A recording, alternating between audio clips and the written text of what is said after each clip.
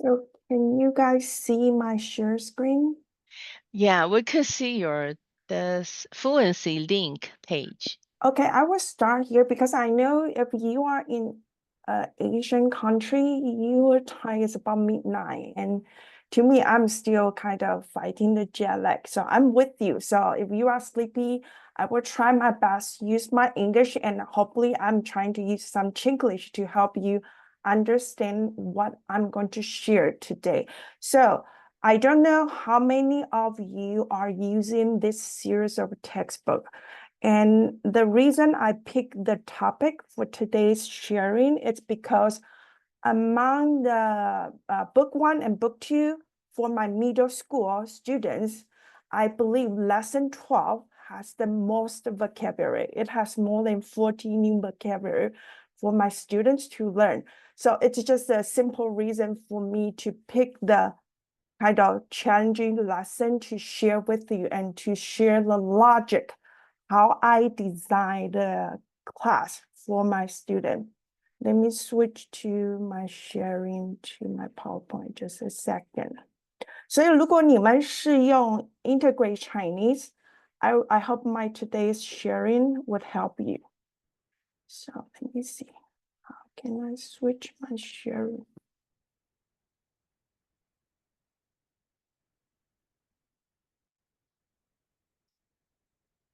Okay. So I chose this. I just explained the reason why, because in our school, I teach Chinese 1, Chinese 3, and Chinese 5. So the textbooks I'm using is book 1, book 2, and book 4. And if you are familiar with this set of serial, each book comes with 10 lessons. And each lesson for the book 1 and book 2, they have 2 dialogues or narrative or conversation. And I'm going to share a little bit about I can use this mini lesson into a one session of 45 minutes or 2 sessions of 45 minutes, depending upon the lesson plan. And these are the can-do statement I pull out from the textbook. The textbook already share with the instructors all the kind of goals we are going to reach in the end of the learning. And here is some glimpse of our school schedule. I believe some schools, you are using this type of schedule we call rotation. It's 8-day rotation. So even it's already probably 5th year, my school using this type of rotation schedule, sometimes I still have the nightmare, real nightmare. Like I would forget to show up for my student because let me show you the schedule. It's like we are going to see this class of, for example, 15 students at a different time on different day. Because based on the psychologists, they believe this is the best learning efficiency for the student, but not necessarily preferable by the teacher. Think about you have to figure out your schedule in a matrix way. Have you ever watched the movie Matrix? Like you have to think about in a 3D dimension to figure out which class, which day, which time of the day you have to teach this set of the class. So this is our schedule, and we only meet the student, the same group of students, 6 days across the 8 days. And the reason why is, if you are doing the fixed schedule teaching at your school, I believe you don't like to teach the class right after lunchtime, right? I hope you can use the chat box to give me some interaction if you are really sleepy. Because why? Like based on my past experience, right after lunchtime, students like to use bathroom frequently, right? And also sometimes I have to bear with their nature body gas. So sometimes I even have to take out my perfume to fit the odor in my classroom or open the classroom door just to let the not so good smell to let go out of my classroom. So for me, I feel I like this schedule, but to some older teachers, they have to kind of plan their early retirement because it's so difficult for them to adjust. For example, the lunch schedule. So sometimes I have to eat lunch at the 11 a.m. Sometimes I have to eat lunch at the 12:30 because we have middle school and upper school division. So we put them in a different lunch schedule. And also because I'm teaching both middle school and upper school division, so I have to switch kind of my mindset to different like a biological clock. So I'm trying to tell you, this is some challenging. I know some teacher may confront, but I just want to let you know how to minimize your planning time to fulfill everything we learned from Startalk and still fulfill the goals that we would like our students to reach. And here is kind of a layout of the grading policy. And also we emphasize the cumulative assessment in the end of school year. So for 8th to 12th grade, it's 20% for the final exam. And for the final exam, 20% is based on the listening and speaking exam. So we do individual one-on-one speaking exam, and 80% is paper exam. In the context for me, it's kind of, I have to use 2 or 3 sessions to have the student take the quizzes or tests. And each lesson I have to spend about 3 to 4 weeks. Okay, here. And also if you have a student with like a 504 plan, you need to think ahead. How do you deliver the test assessment for the student who has extension time?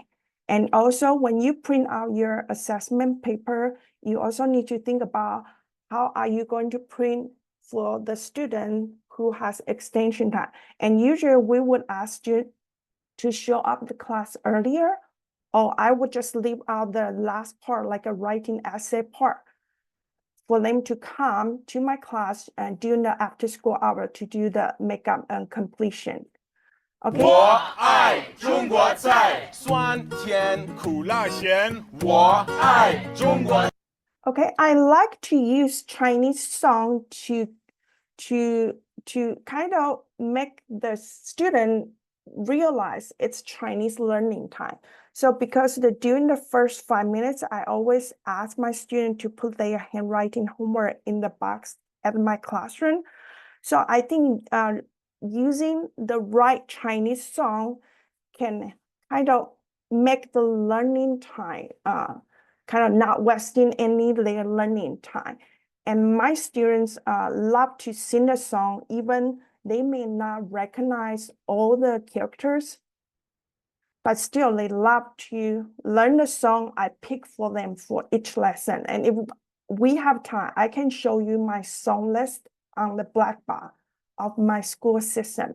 And here are the 40-something vocabulary for this lesson.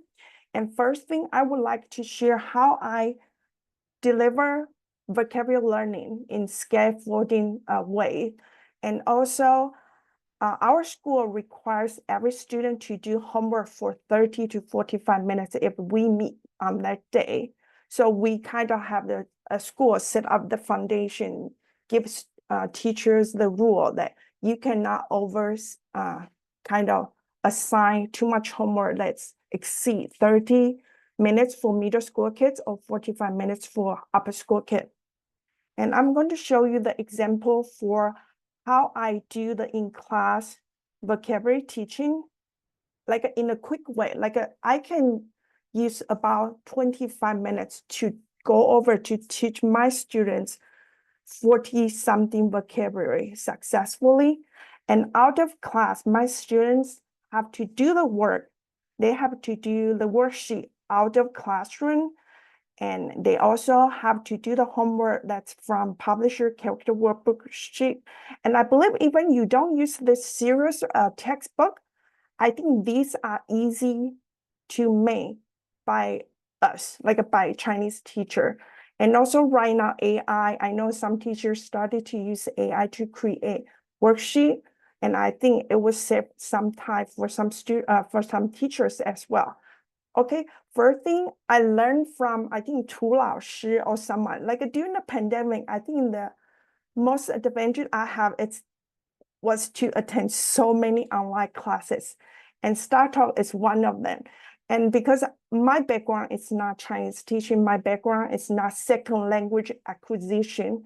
So during the pandemic, because I heard like a colleague who started Chinese teaching 20 years ago, they all studied from the Startalk training.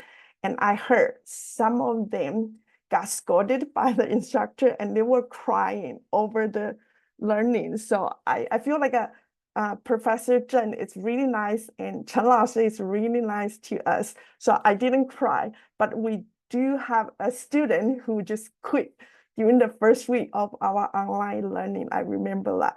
So I finished the course and I attended lots of workshops. And this is how I learned from other wonderful and experienced teacher. So first I will present character, picture, and pinyin and tone, because for our student, they need to know tones, pinyin, and they need to know how to write each character they can read from the textbook. Okay, the second round would be I take out the pinyin and they will start to recall based on the homework they did last night and based on the one run of drill, they remember, oh, because 好像. And then I would take out the characters, just use the picture, and they can quickly recall, oh, this picture means 好像. And they would, in their brain, they will recall the English definition for each vocabulary. And the last round, it's just focus on character recognition. I cover some of the characters, and they can recall how to say it with correct tones.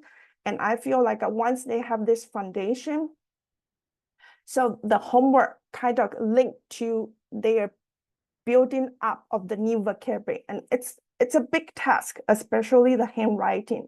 And as a teacher, during class contact time, I cannot help them to do the memorization of handwriting. But my job is to help them remember the sounds, the pinyin, the tones, and also how to memorize in an easy way. That's my job.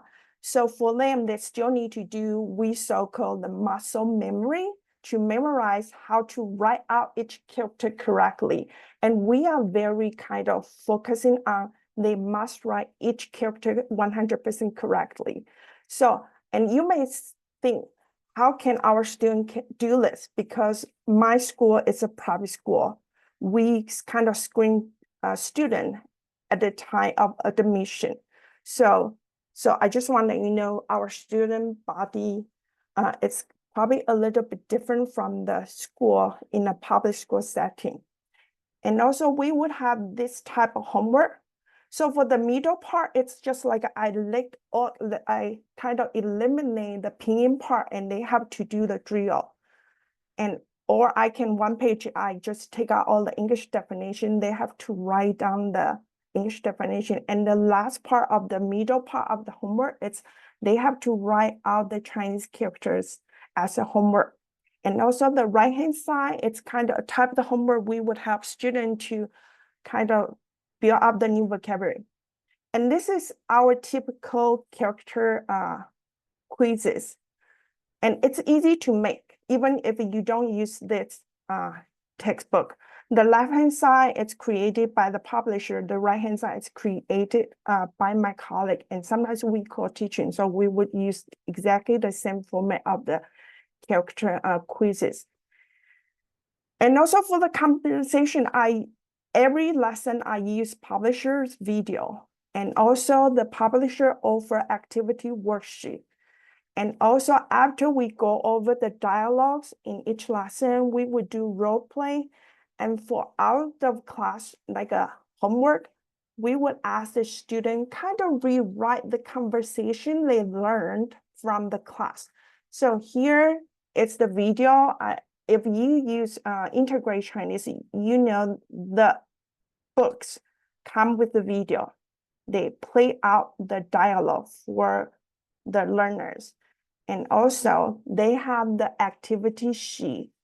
And for me, I like this activity because it's kind of anchor their attention to what the lesson they have to pick up, and also double checking their understanding of their conversation. And I like to use color code to kind of review the grammar they learned from the past. Even I do not spend time to stress about what grammar they already learned in the previous lessons. And after class, in order to let them kind of anchor their conversation skill, we have this handwriting homework. It's kind of, if they don't know how to do it, it's okay, like kind of just minor revise from the textbook dialogue, or they can recreate their own, because my school is an old boys school. Sometimes they have their unique way of humor. So sometimes they will just spice up with some humor, and I'm okay with that. But still, I don't want them to attempt to use AI or online translation to do this type of homework. So I kind of try to frame it in a mini task, so it's not too difficult for every student to complete this homework by themselves. But of course, if they have problem of writing out the characters correctly, I told them they can use the Google Online Translator by typing up the pinyin and pop out the words, and they can copy down the words onto their paper. And for the follow-up, usually in class time, during our contact time, I use a menu to simulate dining at a Chinese restaurant, so they can kind of practice what they learned from the video, from the homework. And also for later, like a Chinese 4, book 3, lesson 3, we would ask all the students to do this Chinese project. They have to go to the local Chinese restaurant, and they must meet with a Chinese speaking waiter or waitress, and they have to videotape all the conversation, how they order the meals, how they inquire about the preference of the dishes. And then sometimes if we have enough time, because sometimes our schedule would encounter a special holiday or so-called winter break, because private schools sometimes have a different holidays.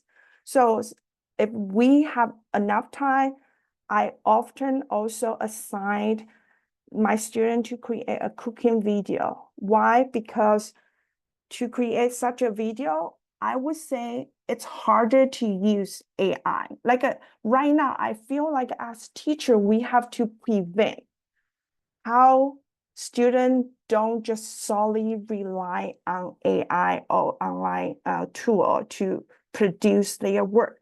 So eventually, I already kind of eliminate the last task, like create a Chinese menu and present for your customer, like pretend they are the owner of the restaurant. I feel like the last task I used in the past, it's not suitable for current time, because right now AI, it's so easy to use to produce such a task. And the cultural focus, usually I do not kind of search on my own for new ideas. It's just kind of based on the textbook, and I kind of find a point to expand the knowledge. And also for me, during the book 1 and book 2 teaching, I would say for cultural learning, most of the time it's rely on their first language first.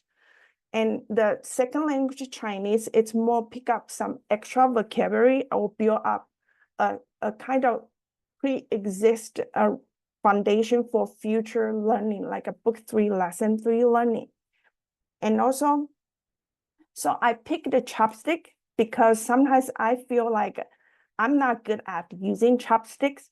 So I will not teach my student how to hold chopsticks correctly. But I would like to expand their knowledge what is not supposed to do when you are using chopstick. And also, I sometimes like to share the menu that it's available in Taiwan or China, but not available in United States, because one of our students' parents happens to be the top like a team member of like a KFC or Pizza Hut. So it's kind of fun topic to share, to talk, and kind of let them know why there's some extra advantage when you learn Chinese, when someday you are going to expand your business into Asian country. So here is my kind of 30 minutes or 25 minutes lesson for my student. And usually I just use the online Google's image search, and I never use AI to generate an image for my lesson yet, because I don't like the image. Sometimes the language part, it's not correctly. Have you ever seen like AI generate image? Sometimes their Chinese, it's kind of 画符, it's kind of not real Chinese. So I still kind of rely on old fashioned. I just go to the Google searching image, and I find a good picture. So doing the comprehensive input teaching and do the picture talking, and I would put kind of old or newer vocabulary verb on the right hand side, and kind of each picture and say 我们不可以拿筷子指人. So just do the total body gesture, even without any English translation, and I think the student can get it.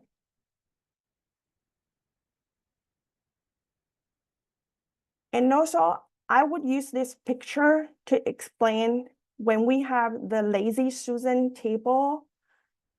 By the rule, you should have 顺时钟, and because we learn 时钟 in book 1, and if they don't want to learn extra vocabulary, I would just kind of use the old vocabulary to help them to express the cultural point. Like 你要跟时钟的一样方向去转桌子. Now, because 转 is a vocabulary in book 1, lesson 9, so they got it. And also, to talk about why we don't have like an individual just eat your own dish. We are kind of 合菜, like a shared dish. So to use picture to explain why Chinese chopsticks are usually longer than Korean or Japanese chopstick. So sometimes I would just expand, like for me, my job is to combine the learned vocabulary into a new vocabulary, because Chinese is kind of unique. Each individual character has its meaning, but when we combine in a different way, I explain just like a plain Lego. You can reset up your Lego into a different shape. So I would say 你要用公筷, because they learned 公共汽车 and 还是要用自己的筷子. So I will bring up some new kind of custom for the student during this cultural learning. And my quick refresher check, usually I don't spend too much time over the cultural learning for my student. I usually use the KWL chat to kind of ask them to do self-check, or if I really want them to memorize it, because nowadays I figure out student, if that's not on the test, they are not going to do any extra work for it. So I use quizzes a lot, and I already created lots of set of evaluation. So I like to use Quizlet or Quizlet to have a quick checkpoint for all the students. And so you're about to online, sit down to a nice Chinese meal. Adjust your hair.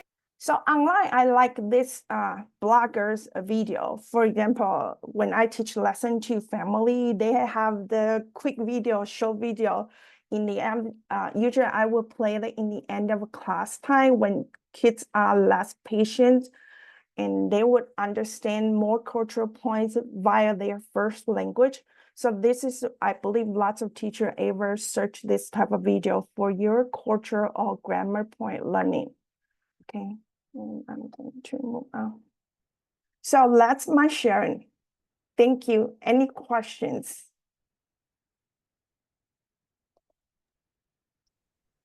Well, thank you very much, Jiang 老师. So thank you for sharing with us such a common topic we will all address now in our classes no matter which language or which textbook material we use. So now we are open for question, answer, or comments. Yeah，老师有没有什么问题？Because every day I have to spend about 2 hours to grade homework. So for me, how to use minimum time to do the lesson plan, to create new slides, it's my goal, my daily goal. Because every day in my life, after leaving school around 5 p.m. and coming home, fix dinner, finish my dinner, I have to come back to studying to grade my students' homework or tests. So I try to save time. So that's why today's sharing is mainly to tell everyone how to use the existing materials to deliver the goals you want your student to learn in the language class. Yeah, as we have time, I noticed that you mentioned about a video project. Could you elaborate on that? Like a video project, like doing the cooking video. Yes. Yes, let me go over my here. So I mentioned about it's a mini lesson pulling out from lesson 12. So when we teach lesson 12, we will play a short clip of 饮食男女. And also there's a song, I don't know if you ever heard about, it's called 蛋炒饭. So we would kind of go over, I and my colleague would go over the 麻婆豆腐, the cooking method, and we would ask our student to kind of do the cooking video at home. And most of the time they would just do dumpling. And right now I have no way to pull out their past submission of homework. So for me, it's a project. But when I assign a project, sometimes it means it eats up their homework doing time. If I assign a major assignment, I have to give my student 3 to 4 days of after class time to finish it. So sometimes I did hesitate to assign project in addition to a paper test, because I feel that way. Our school has a goal for all the students to score really high in their AP exam. So we all have the pressure for our student to do really well on the standardized test. Like most of our students can pass HSK 4 or 5 exam, and the average of AP Chinese score is 4.75. My colleague, Lin Lao Shi, is really good at teaching AP Chinese. Like for me, I cannot do her job because I can only teach Chinese 5. It's kind of parallel, like less stressful for me and for the students as well. Any other question, or you have some question about something else? Yeah, we have two questions from two teachers. One is, what app or website you use to create the word strokes worksheet, include simple and traditional Chinese words. Word stroke worksheet including both simple and traditional Chinese at the same page. And second question, how frequent do you assign homework? Every day. Homework is every day. It's a required. So sometimes my student hates to do homework. I think no kids like to do homework, right? But it's just like if they don't do homework, they don't have enough learning time. So our school policy is to assign daily homework. So for teachers, we have to spend similar time, maybe less time than grading their work. And also because we require handwriting. So the most things I check out from our student store are red pens. 因为红笔, I use lots of red pen. And for the straw order, I don't know if you know, if we go to Google's image searching, it will just give you the example of stroke order. I don't know if you understand what I'm talking about. 你只要去 Google search， 你把那个字打出来，就会有一个动画的字，你直接 copy and paste 到你的 PowerPoint 上面，你就会有字的 stroke order. I don't know if I answer the teacher's question. You don't need to use any particular website. In the past, I did use particular website, probably called Purple something. I forgot. Purple, yeah. Yeah, but right now, I feel like a Google search, I think they embedded AI in a little bit. You just put down the word and you will find one of the results. It's the stroke order. And also you just directly copy paste to your slide and it will move as well. And I think it's a GIF, GIF type of document. Purple culture. Yeah, and there's a purple culture. And if other teachers know you use some stroke website. order website, you can share. I think there's one called 天的笔顺. Yeah, I simply use Google search a lot. And I don't use ChatGPT that much. I usually use ChatGPT to create new assessment question because sometimes I feel like my English is not clear enough for the student to interpret. So I have to use ChatGPT to help me clarify my meaning. So the student will not argue with me why the answer is correct or wrong on their paper. So, and also quickly share. And also I do like the song. This is the logic I pick the song. For example, lesson 1, I still have 2 minutes. Let me show you. I don't know if you can see my black bar right now from your Zoom. 看得到我的 black bar 吗？ No, 看 we 不 can 到。 only see your PowerPoint. 好，我很快的稍微讲一下。就是我也是 I learn from other teachers. Just a second. Okay. Yeah, we are Can you seeing right now? your Yeah. Okay. school page. So you can see I have a Chinese dictionary, Chinese culture, right? From your Zoom. 好，那像第一课 lesson 1, it's greeting. I would pick this song. It's from a school in California. It's Gangnam Style. They have a lyrics called 我是美国人. It's really fun. Let me see if you can see it. And because my school is all boys school, if they can, 我是美国人。 they will not miss the chance to 美国人。 get standing up.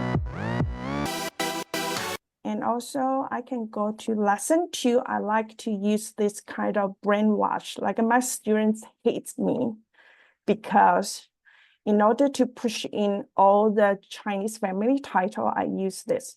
I'm going to use 1 more minute. So this one, it's kind of we call brain rot, right? They have a term brain rot, 洗脑歌,口水歌. And also, when we introduce ... 的时候, I like this 宝贝. Like my students love this song. And also love the second song, 爱我别走, because these are the vocabulary they learn. And one more, just one more. I know my time is up. And also learning about drink, I use this song, 请给我一杯. And I like the song because it kind of kick in their brain quickly, and also it help fill in the gap of 3 minutes in the end of a class time.